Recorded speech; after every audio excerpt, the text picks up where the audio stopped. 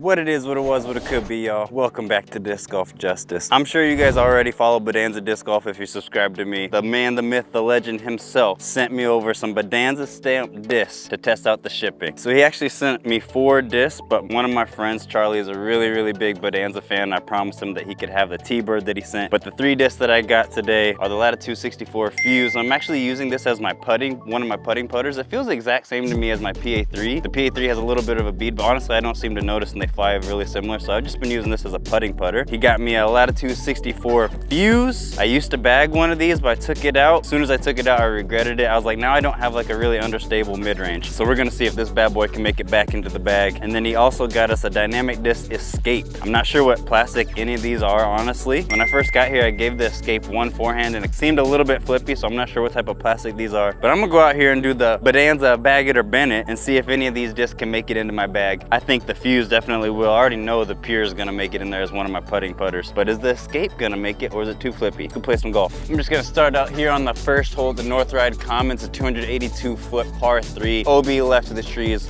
OB right of these trees on the right. I reckon I'm gonna use the Fuse and try to hyzer flip this down there. I think it's so cool that Bodanza sent these out to me, man. He reached out and wanted to try out shipping to Australia, and I can tell the man watches my videos because he even sent them all in pink color. And if y'all watch my videos, you know my favorite color disc to throw is pink, so I mean, that really says a lot about Bodanza. He's a really awesome guy and I appreciate it. Let's see if we can get him an ace.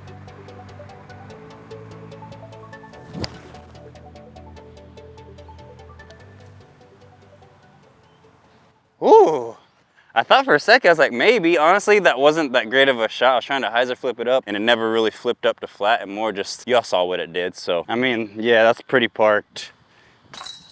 I'll take that. Getting things kicked off the right way for a Bodanza with a birdie. The next hole is a pretty short one. I think it's like 225 feet downhill or so. And you got an OB patch here in the middle. I reckon this is gonna be a good time to test out the Escape. Like, it seemed kind of flippy for me, but we're gonna see. I'm gonna put it on some hyzer and forehand it down there.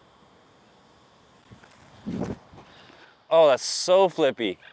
That's so flippy.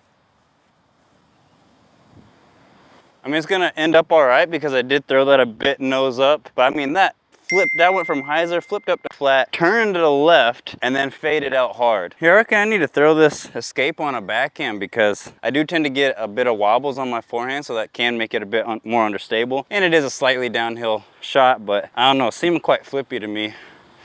Try it out on a backhand.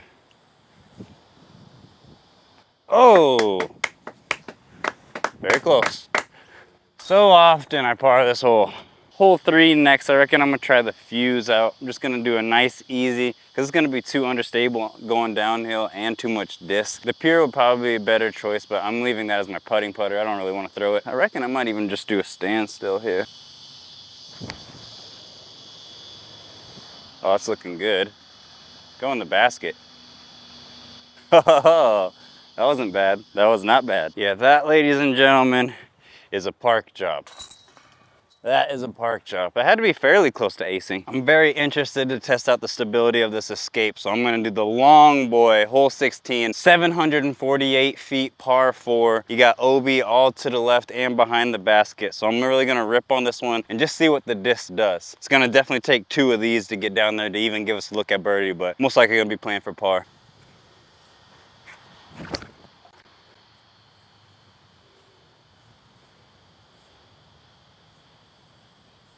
I mean, that went pretty freaking far.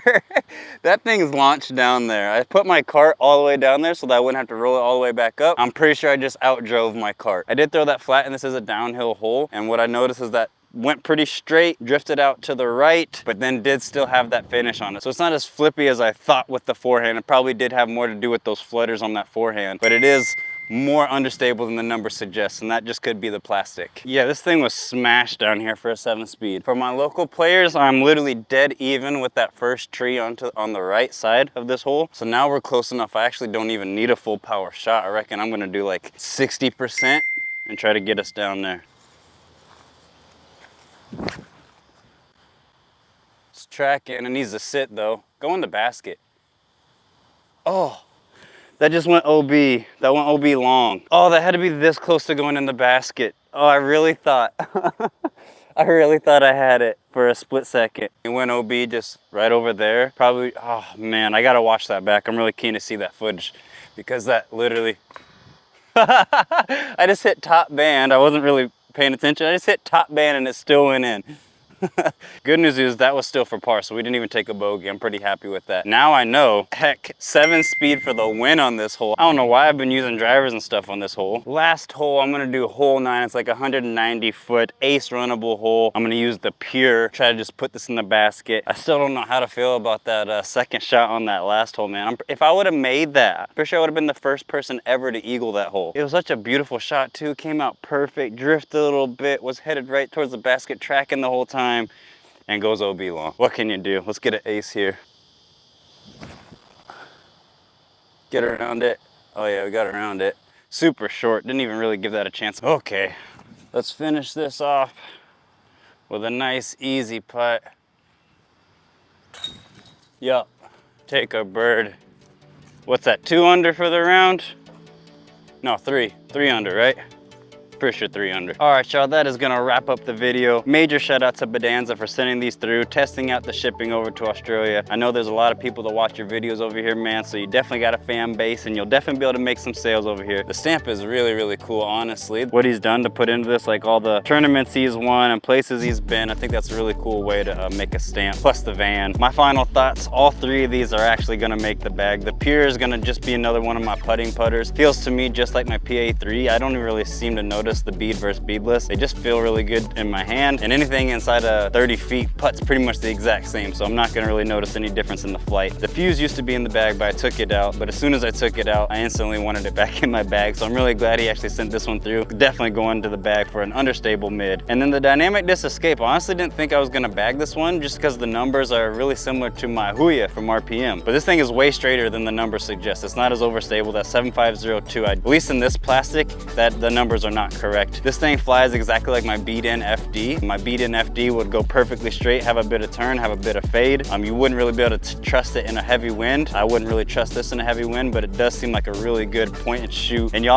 almost eagled that long boy with this thing. So like it does fly really, really far, and it seemed to be pretty accurate for me. So there you go, Bodanza. All 3 of these are gonna make it in my bag. None of them are getting bend.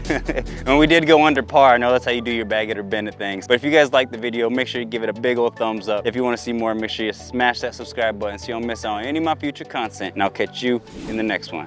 Peace.